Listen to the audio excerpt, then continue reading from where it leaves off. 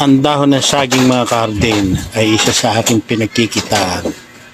Bagamat maliit lang ay pwede na din dahil sa isang senior na katulad ko na wala ng kakayahang mamasukan ay okay na din para kumita.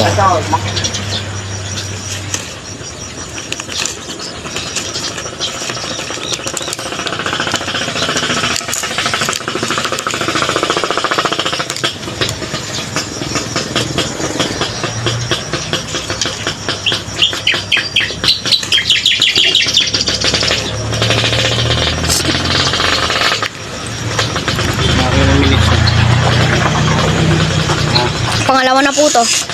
Dalawang minuto na. Alam, opo, ginagawa ko lang po.